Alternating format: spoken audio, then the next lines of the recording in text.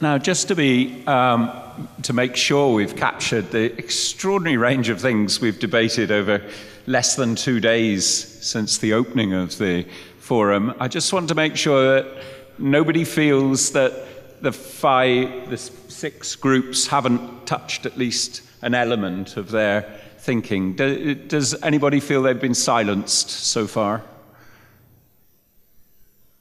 I'm not going to give you very long. Great.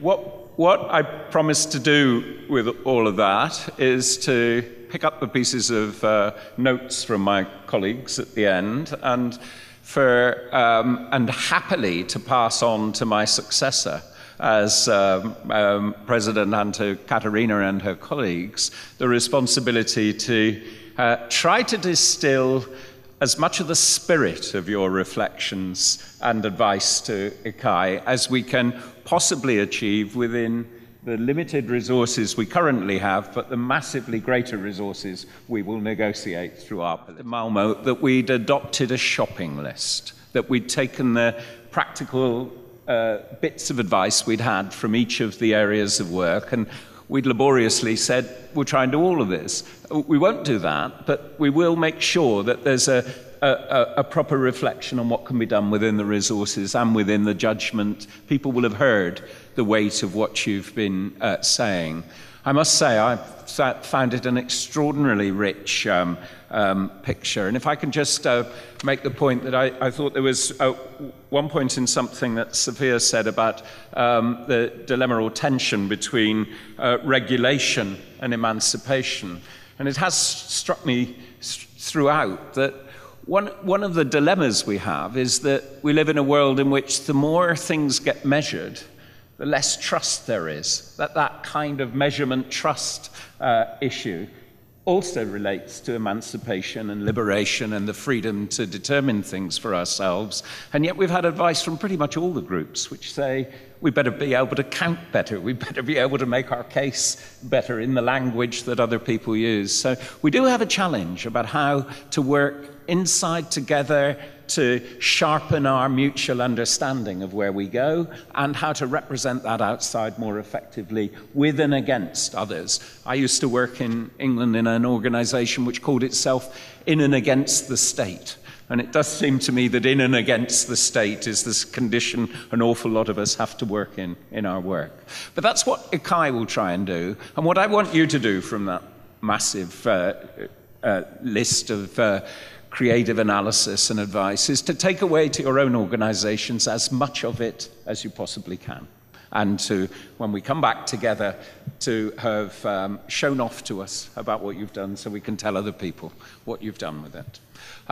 So I think that brings the reporting bit of the 2 days at work to an end. And in order that French and Spanish speakers can hear what we've done with the draft declaration in the reworking of it, I think it's my job to read through slowly so the translators can translate it. They have got the text, but to make sure that we've all got a sense of what's been proposed, and hopefully then we can affirm it together and recommend it to IXe's General Assembly tomorrow and issue it as a press release.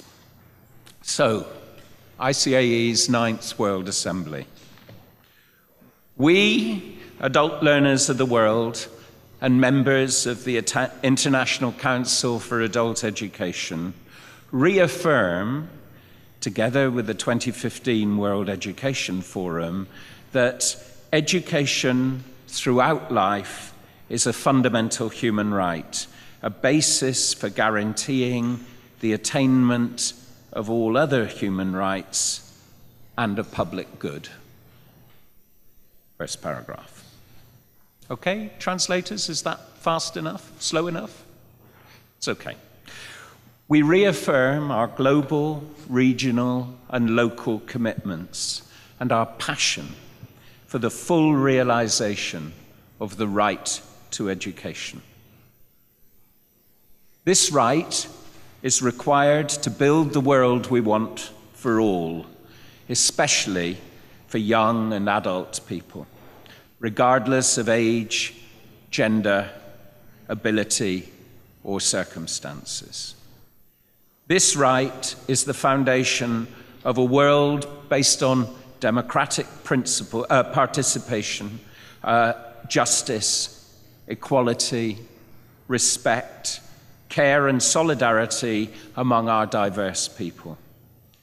We must be in harmony with our cultural and environmental rights. The world is now experiencing a very complex environmental, socio-cultural, and economic crisis. We need new paradigms for developing policies and practices that sustain people with a life of quality on a healthy planet. We need to critically examine and challenge the actions of states and economical organizations in their agreements on climate change. In addition, we need to support educators and civil society organizations to raise awareness among people to play an active role in impacting climate change positively. In the multicultural world we're now living in, intolerance and discrimination must be combated by policies and practices underpinned by the goals of inclusion, equality, equity, and diversity. The worldwide economic crisis has intensified poverty, restructured labor relations, and the world of work with disastrous impacts on women and disadvantaged groups. While the informal sector has expanded, most workplace education and skill development policies and programs remain focused on the formal sector and on higher skills and on permanent jobs, denying learning opportunities, especially to women and other marginalized groups. We, adult educators and learners, will continue to advocate for a vision where the right to decent work is recognized as a fundamental right and where the right to learn throughout adult life is now an essential enabling right for all. The crisis we're experiencing is a crisis of education for young and adult people, where market forces are dominant. To realize the right to learning throughout life, relevant government policies which recognize the diversity of adult learning, formal, non-formal, and informal, must be put in place by national governments. These policies must take into account and allocate sufficient funding to achieve these goals. It's essential to give new meaning to the purposes and practices of education from human and critical perspectives, including popular education. We must approach the right to education from an ethical, political, social, and cultural perspective. It's important to recognize the multidimensional role of learning as a necessity to exercise the right to work and as a means of engaging actively in family, community, cultural, and political and civic life. It's therefore of crucial importance that a broad range of 21st century processes and pedagogies, including well-trained educators, are resourced and adequately supported to engage a diverse range of learners, especially those most marginalized and forgetting older people, and people in prison. The right of all women and men to learn includes, but goes far beyond, the right to read and write. It means the right to question and analyze, to imagine and create, to read one's own world, to rewrite history, and the right of all to use and master new technology.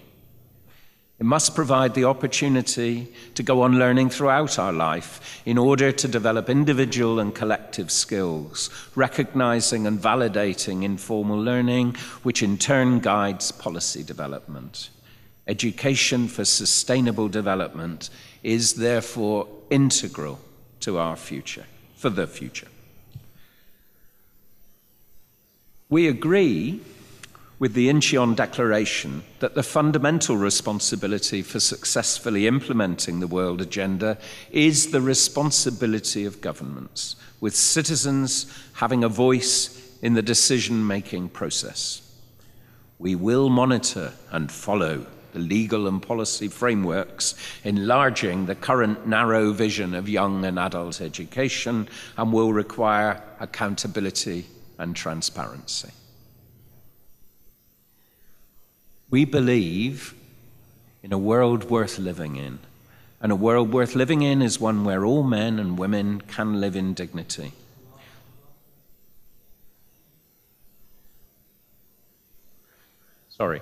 A world worth living in is a planet conscious of its fragility, aware of the need to change its ways of living, and one which is ready to act. It's a world where the Universal Declaration of Human Rights is valid for all men and women, regardless of their circumstances.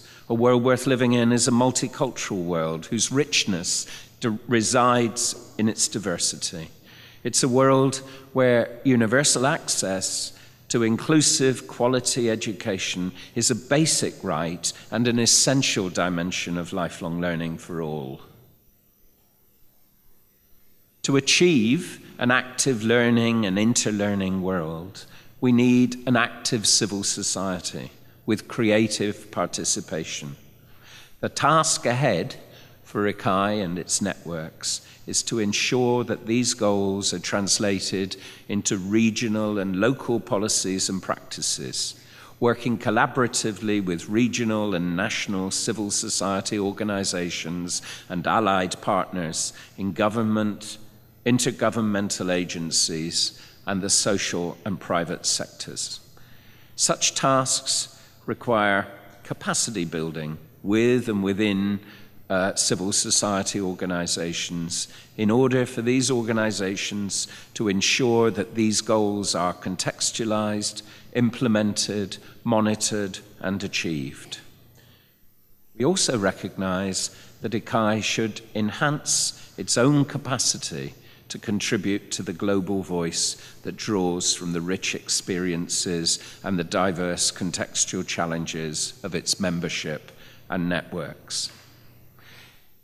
IXe has the challenge to become a larger educational movement, joining other social movements, ensuring the implementation of all other human rights to guarantee that education becomes a reality, a fundamental human right for youth and adults. Reaffirm our collective determination to act and ensure that the right to lifelong, life-wide, and life-deep education and learning will be recognized publicly and become a continuing tool for empowerment for all women and men around the planet. Thank you.